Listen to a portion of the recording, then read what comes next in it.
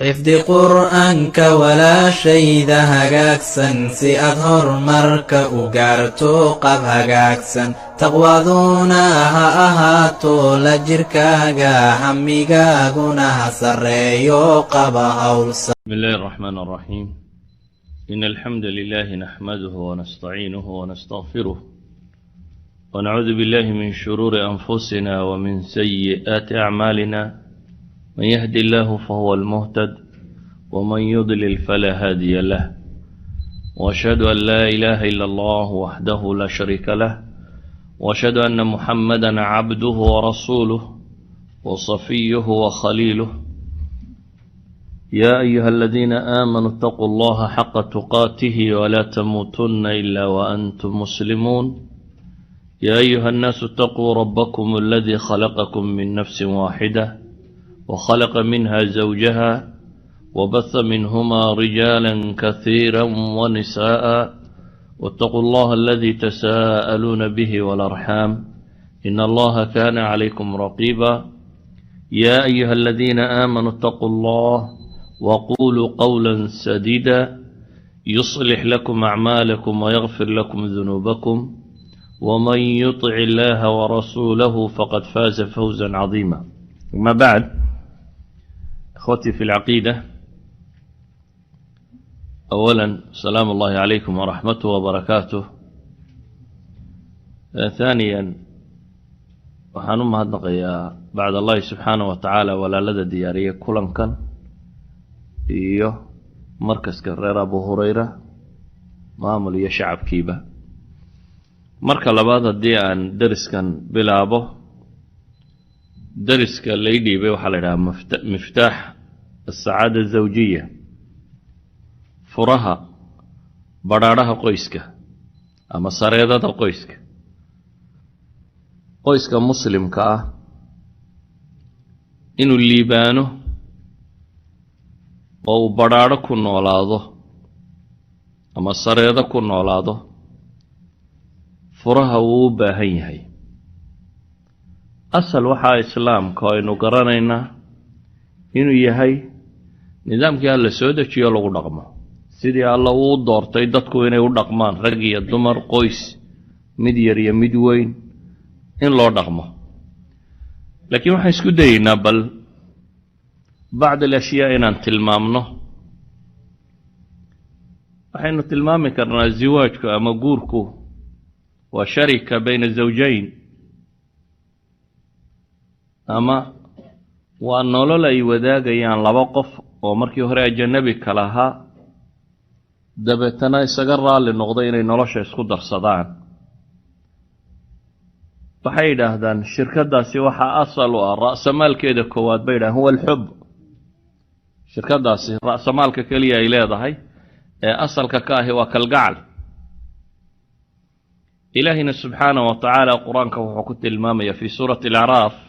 huwa aladii khalaqakum min nafsi waaxida wajacala minha zawjaha liyaskuna ilayha. ama fi suurati الruum: ومن آياته أن خلق لكم من أنفسكم أزواجا لتسكنوا إليها وجعل بينكم مودة ورحمة إن في ذلك لآيات لقوم يتفكرون. إلهي وحت الماما يا سبحانه وتعالى، إلهي آيات كيس ووين اللغقرت وحكم ده أن خلق لكم من أنفسكم أزواجا. إن ورقة ama aadam calayhi salaam laga soo bilaabo uu ka abuuray ama uu u yeelay lamaane. lamaanaha waxaa laydinku yeelay baa la yidhi litaskunuu ilayha, inaad ku xasishaan. asalka guriga markaa waxaa asal ka ah in loo dhisto lilitminaani waasukuuni waalraaxa, qofku inuu dego oo xasilo oo meel nolosha dhibteeda kale uu ku soo ilaabo ay noqoto, meeluu nashaad iyo firfircooni ka qaado marka uu ka baxaya inay noqoto. ilaahayna wuxuu tilmaamaya wajacala baynakum mawaddatan waraxma. dhexdiinnana waxaa alla yeelay subxaana wa tacaala mawadda, kalgacal iyo naxariis baa la yidhi. kalgacal iyo naxariis. waxaynu markaa isku dayeynaa sida quraanku tilmaamayo xidhiidhkaasi guriga ka dhaxeeya ama ninka iyo haweenta uu qabo ka dhaxeeya waa xidhiidh xeel dheer oo waxyaabo badan tilmaamaya ilaa xad ilaahay ku tilmaamaya hunna libaasun lakum wa antum libaasun lahun huba utihiin idinku haweenkaan qabtaan haweenaydaaduna hubay kuu tahay dharku qofka bini aadamkaahi saddex shay buu u qaataa awalan wuxuu u qaataa caadiyaat alxayaa inuu iskaga celiyo kulayl qabow waxa jira inuu iskaga rabo ثانيا wuxuu u qaataa lisatri cawrati cawradiisa inuu ku asturto ثالثا wuxuu u qaataa liziina walitazayun inuu isqurxiyo ninka iyo gabadhu intaba way isu yihiin saddexda shayba ninka iyo gabadhu way isu yihiin waa meel uu qofku hadduu nin iyo hadduu gabadh yahayba uu ku dego ku xasilo waa meel uu cawradiisa iyo sirtiisa iyo waxa u qarsoon oo dhan uu ku kaydsado oo u dhigto waa meel uu quruxdiisa ku muujiyo idan qofku wuxuu qurxoon yahay markuu yahay qof reer leh oo degan ayuu nolosha quruxdeedii iyo dhadhankeedii hayaa saa daraaddeed baa ilaahay subxaana wa tacaala wuxuu ku tilmaamayaa ragga iyo dumarku inay libaas isu yihiin dhar inay isu yihiin gurigaasi sidaa ilaahay qur-aankiisa ku sifeeyey waa kalaamu rabbi alcaalamiin gurigaa ilaahay sidaa ku sifeeyey ee ku tilmaamay in hullaysu yahay ama in lagu xasilayo ama in mawadda iyo raxma dhexdooda ay taallo ayaa waxaan isku dayaynaa gurigaasi inuu sii jiro waxyaabaha keeni kara ee sacaadada iyo badhaadhaha ka muujin kara waxaynu leenahay dhowr shay baa jira dariskan intiisa badan waxaan isku dayaa inaanan ka hadal xuquuq iyo waajibaadka iyo baabkaasi laakiin waxaan ugu horraysiinayaa ka hadlayaa fannu tacaamul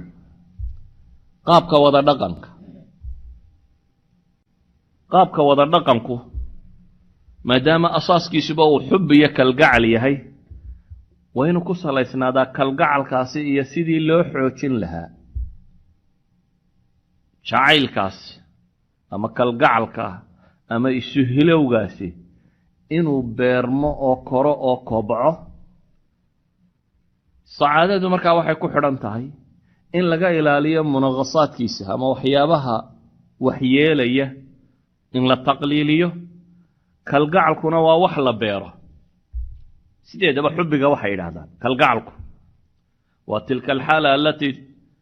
tusbix fiiha sacaadatu shaksin aakhar daruuriyatan lak xaalad bay leeyihin qof kale liibaantii adiga ay daruuri kuu noqoto aad ku faraxdo qofkan aad kalgacalka u hayso ee jeceshahay waxaad la jeceshahay wanaag oo dhan waa xaala aad qof kale rabto liibaantiisu adiga ay ku farax gelinayso waxaan rabaa markaa laba dhan inaan ka sawiro ninka dhan kale inaan ka sawiro gabadha marka aan taa tilmaamayo awalan kalgacalka iyo xubbiga ninka iyo gabadha u dhexeeya inta badan dadku marka jacayl iyo kalgacal iyo muxibbo iyo cishq iyo warkaa marka la sheego dadka inta badan waxaa ku soo degdega caqligooda mas'alat aljamaal quruxda iyo dhismaha qofka iyo hay-addiisa nacam quruxda iyo cadamada iyo weynida iyo waxaasi waa fitrada insaanka bay ka mid yihiin sideeday fitriyan bay ay maxbuub yihiin waayo ilaahayba qur-aanka markuu inoo manno sheeganayo ee la sheegay xoolo in layna siiyey oo ilaahay inoo abuuray oo aynu wax ku raranayno oo ku guurayno ayaa la yidhi walakum fiiha jamaalun xiina turiixuun wa xiina tasraxuun qurux baa idinku sugan xoolu markay sii dareerayaan iyo markay soo dareerayaan baa layidhi yacni jamaalku waa shay fitrada asalka qofka bini aadamkaa ka mid a laakiin gurigu jamaalkaasi ku saabsan hay-ada iyo bidhaanta waxaa ka muhiimsan jamaalu lafcaal waxa la yidhaahdo quruxda dhaqanka ka muhiimsan quruxda dhaqanku ama jamaal alafcaal ayaa sameeya kalgacalka joogtada ah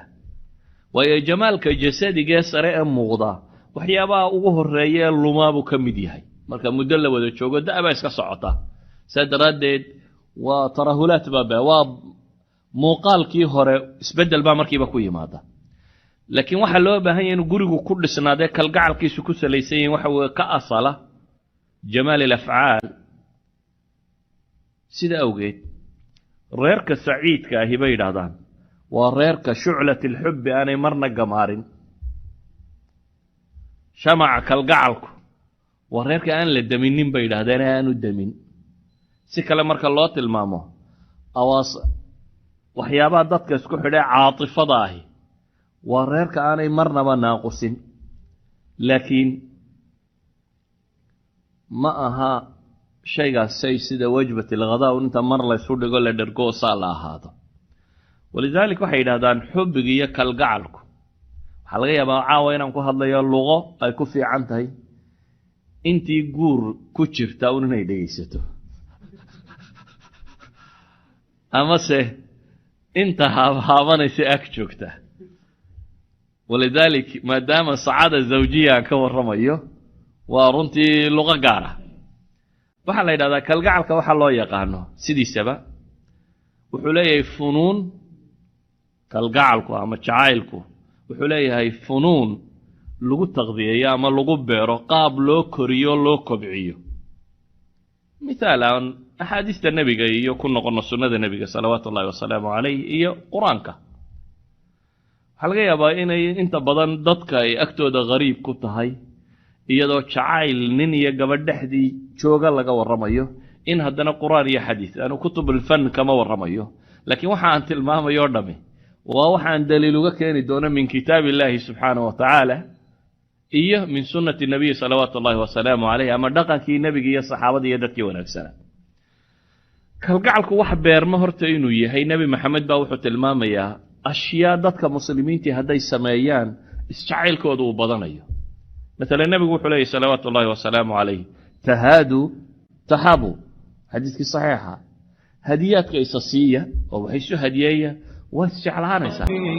سار الشهيد عن دربه دوما أبد لا نحيد